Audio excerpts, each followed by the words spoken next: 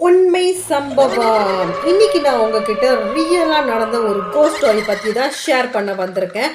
இந்த கதையை நம்ம கிட்ட சொன்ன ஒரு பேர் வந்து மோகன். ஆனா இந்த கதையை சொன்னது மோகனா இருந்தாலும் இது அவருக்கு நடந்தது இல்ல, அவரோட அக்காக்கு நடந்தது.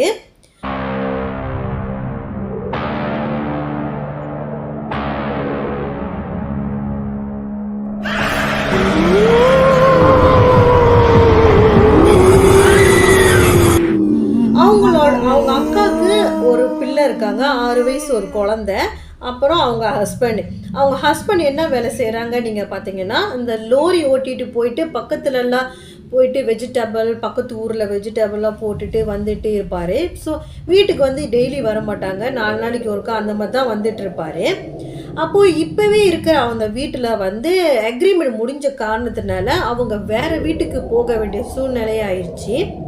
அப்படி இப்படி வீடு தேடி ஒரு நல்ல வீடு இவங்களுக்கு கிடைக்கிது. இவங்க வீட்டு பக்கத்துலேயே இன்னொரு வீடு வந்து ஒட்டி இருக்கும், ஒரே ஒரு காம்பவுண்ட் செவர் தான் இருக்கும். அப்போ இவங்களுக்கு அந்த வீடு பிடிச்சி போச்சு. ஸோ அங்கேயே ஸ்டே பண்ணலான்னு முடிவு பண்ணுறாங்க. இந்த இவங்க அக்கா இருக்காங்களா, அவங்களோட ஹஸ்பண்ட் பேர் வந்து விஜயன். அவர் வந்து என்ன பண்ணுறாருன்னா 4 நாள் லீவ் போட்டுடுறாரு. 4 நாள் லீவ் போட்டுட்டு அந்த வீட்டில் என்னென்ன திங்ஸ் எல்லாம் ப்ரிப்பேர் பண்ணுமோ எல்லாமே ப்ரிப்பேர் பண்ணிவிட்டு பால்லாம் காய்ச்சிட்டு ஒரு 2-3 நாள் ஸ்டே பண்ணிவிட்டு 4ஆவது நாள் முடிஞ்சதுக்கு அப்புறமா அவர் வேலைக்கு போக ஆரம்பிக்கிறாரு. இந்த 4 நாளுமே அவங்களுக்கு எந்த ஒரு பிரச்சனையுமே இல்லை. அவங்க ஹஸ்பண்ட் வேலைக்கு போனதுக்கு அப்புறமா தான் அந்த வீட்டில் பிரச்சனை ஸ்டார்ட் ஆயிருக்கு.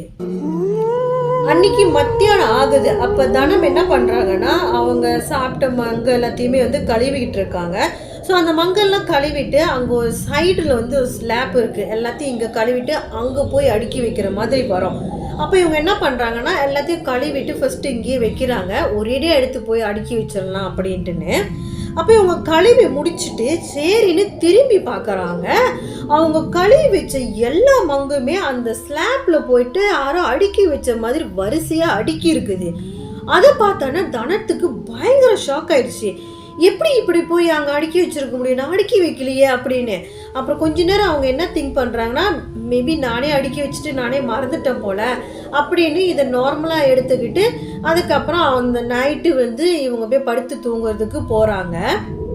அப்போ இவங்க தூங்குற முன்னுக்கு என்ன பிளான் பண்ணுறாங்கன்னா, இவங்க ஏற்கனவே துணியெல்லாம் காய போட்டுருந்தாங்களா, அதெல்லாம் நல்லா காஞ்சிருச்சு. ஸோ எடுத்து வச்சுட்டு அதை மடிச்சுட்டு அப்புறமா தூங்குவோம் அப்படின்னு சொல்லி இவங்க நினைக்கிறாங்க. அப்போ இவங்க என்ன பண்ணுறாங்கன்னா, வெளியில் இருக்கிற எல்லா துணியுமே எடுத்துகிட்டு வந்து அவங்க படுத்துருக்கிற மெத்தையில் போட்டுட்டு சரி தண்ணி குடிச்சிட்டு வந்துடலாம் அப்படின்னு சொல்லிட்டு தண்ணி குடிக்க போயிட்டு வந்து பார்க்குறாங்க. அந்த எல்லா துணியுமே அப்படியே செதறி போய் கிடக்குது. அதை பார்த்த உடனே தனத்துக்கு அவ்வளோ பயமாயிடுச்சு, எப்படி இப்படி கிடக்குது அப்படின்னு. எப்படி இருந்தாலும் இது 2வது வாட்டி இப்படி நடக்கிறதுனால அவங்களுக்கு பயங்கர ஷாக் ஆயிடுச்சு. அவங்க பிள்ளை பண்ணியிருக்கோம் அப்படின்னு சொல்லி நம்ம மைண்டில் தோணும், ஆனால் அவங்க பிள்ளை ஏக்கிமிலே படுத்து தூங்கிட்டாங்க. அப்போ இவங்க என்ன பண்ணுறாங்கன்னா, அவங்க ஹஸ்பண்டுக்கு ஃபோன் பண்ணி நடந்த விஷயத்த சொல்கிறாங்க. அப்போ அவங்க ஹஸ்பண்ட் என்ன சொன்னாங்க, இது எல்லாமே நீ தான் பண்ணியிருப்ப, ஏன் தேவையில்லாமல் எனக்கு கால் பண்ணி டிஸ்டர்ப் பண்ணுற அப்படின்னு சொல்லிட்டு அவர் ஃபோனை வச்சுட்டாரு. ஆனால் தனத்துக்கு தெரிஞ்சிருச்சு இங்கே என்னமோ ஒன்று நடக்குது அப்படின்னு. அப்போ தனம் என்ன பண்ணுறாங்க, எல்லா வீட்டில் ரூமில் எல்லா லைட்டையும் தட்டிட்டு விடிய விடிய முழிச்சிருந்துருக்காங்க. அதுக்கப்புறம் என்ன ஆகுதுன்னா, நார்மலாக மறுபடியும் நைட்டு ஆகுது. அந்த நைட்டு இன்னொரு விஷயம் நடக்க போகுதுன்னே அந்த தனத்துக்கு தெரியல. அந்த நைட்டு ஒரு 7 மணி போல் இவங்க நார்மலாக அவங்க பிள்ளைக்கு சாப்பாடெல்லாம் ஊட்டிட்டு படுக்க வச்சுடுவாங்க. ஸோ பிள்ளைங்க தூங்கிடுச்சு. அதுக்கப்புறம் இவங்க என்ன பண்ணுறாங்கன்னா, ஹாலில் உட்காந்து படம் பார்க்கலான்னு முடிவு பண்ணுறாங்க. படம் பார்த்துட்டு இருக்கிற அந்த டைமில் வந்து இவங்களுக்கு திடீர்னு அந்த வீட்டில் ஒரு அமானுஷ சத்தம் மாதிரி கேட்குது, யாரோ உரும்புற மாதிரி ஒரு சத்தம் கேட்குது. ஸோ அதை கேட்ட உடனே இவங்களுக்கு ரொம்ப பயமாச்சு. அப்போ இவங்க என்ன பண்ணுறாங்கன்னா, பக்கத்து வீட்டில் போய் கூப்பிட்டு வருவோம், ரொம்ப பயமாக இருக்குது அப்படின்ட்டுன்னு இவங்க சரின்னு மின்னுக்கு கதவு கிட்ட நடந்து போகிறாங்க. அங்கே பார்த்தா பயங்கரமான இன்னொரு ஷாக்கு. அவங்க சரிட்டு அந்த கதவு பண்ணுக்கு போய் நின்னாங்களா, அங்கே வந்து ஒரு சொல்லவே முடியாத ஒரு கருப்பான ஒரு உருவம் அப்படி காற்றுல அப்படியே மிதந்துக்கிட்டு இருக்கிற மாதிரி பயங்கரமாக ஒன்று நின்றுட்டுருக்கு. அதை பார்த்து இவங்க பயங்கரமாக கத்திட்டாங்க. இவங்களால வெளியிலையும் ஓட முடியல, ஏன்னா அதுதான் முன்னுக்கு நிற்கிது கதவு முன்னுக்கு. அப்போ உடனே இவங்க பயங்கரமாக கத்துனோட இவங்க சத்தத்தை கேட்டுட்டு பக்கத்து வீட்டிலேருந்து அவங்க ஹஸ்பண்டு, அந்த அக்கா, அப்புறம் அவங்களோட பிள்ளைங்க எல்லாமே ஓடி வந்து என்னமாச்சு அப்படின்னு சொல்லி கேட்குறாங்க. கேட்ட உடனே இந்த தனம் வந்து நேற்று நடந்த எல்லா விஷயத்தையுமே சொல்கிறாங்க. இவங்க சொல்கிறத பார்த்தானா அந்த வீட்டில் உள்ளவங்க எல்லாருமே அவங்கவுங்க மூஞ்ச பார்த்துக்கிறாங்க. ஸோ எல்லாரும் பார்த்துக்கிட்டானே மேபி அவங்க வீட்டில் வந்து ஏதோ ஒன்று நடந்திருக்கும் போல். இந்த வீடியோவை லாஸ்ட் வரைக்கும் பாருங்கள், அப்போ உங்களுக்கு விளங்கும். அந்த பக்கத்து வீட்டுக்காரங்க மூஞ்ச பார்த்துக்கிட்டு இருந்தாலும் அவங்க வந்து ஆறுதல் சொல்கிறாங்க. ஆச்சா அதெல்லாம் ஒன்றும் இல்லை, நீ பயப்படாத அப்படின்னு சொல்கிறாங்க. அப்போ உடனே தானே சொல்கிறாங்க, எனக்கு ஒரே ஒரு வேண்டுதல் இருக்குது, என்னால் இங்கே படுக்க முடியாது, இன்றைக்கி எனக்கு ரொம்ப பயமாக இருக்குது, என் ஹஸ்பண்ட் வர்ற வரைக்கும் நானும் என் பிள்ளையும் உங்கள் வீட்டில் இருக்கிறோம் அப்படின்னு சொன்னாங்கன்னா அவங்களும் சரின்னு சொல்லிட்டு வேறு வழி இல்லாமல் 2 பேரையும் கூட்டிகிட்டு போகிறாங்க. அதான வந்து போகிற மணிக்கு அவங்க ஹஸ்பண்டுக்கு கால் பண்ணி சொல்லிட்டாங்க, நீங்கள் வந்தே ஆகணும், இங்கே இவ்வளோ பெரிய பிரச்சனை நடக்குது, நான் பக்கத்து வீட்டில் தான் இருக்கேன் அப்படின்னு சொல்லிட்டாங்க. ஸோ அதுக்கப்புறம் என்ன ஆகுதுன்னா அவங்க ஹஸ்பண்டும் வேற ஆள் டிரைவருக்கு மாற்றி விட்டுட்டு மறுநாள் காலையில் வராரு. மறுநாள் காலையில் வீட்டுக்கு வந்த உடனே அந்த தனத்தை போட்டு திட்டி விட்டாரு. என் வேலையே நைட்டு வேலை தான், நீ இப்படி பண்ணனா நான் எப்படி வேலையை செய்யறது, நீயும் புரிஞ்சுக்க மாட்டியா, எத்தனையோ வீட்டில் நான் இருந்திருக்கேன், நீ இப்படி பண்ணிகிட்டு இருக்கியன்னு சொல்லி கண்டமாக திட்டி விட்டுட்டு அப்புறம் தனத்தை கூப்பிட்டுட்டு அவங்க வீட்டுக்கு போகிறாங்க. அப்போ போகிற முன்னுக்கு அந்த வீட்டில் இருந்தாங்க பக்கத்து வீட்டில் அந்த அக்கா சொல்கிறாங்க, அவங்க ரொம்ப பயந்துருக்காங்க, ஒரு 2 நாள் லீவ் போட்டுட்டு அவங்கள பார்த்துக்கோங்க அப்படின்னு சொன்னோன்னே அவங்களும் சரி வேறு வழி இல்லாமல் தனத்தோட ஹஸ்பண்டும் 2 நாள் லீவ் போட்டுட்டு வீட்டில் இருக்கிறாரு. ஸோ டெய்லி வீட்டில் இருக்கிறதுனால காலையில் மத்தியானம்லாம் சாப்பிட்டுட்டு இருக்கிறதுனால மத்தியான டைம் போல் எனக்கு காஃபி கலக்கி கொடு அப்படின்னு சொல்லியிருக்காரு.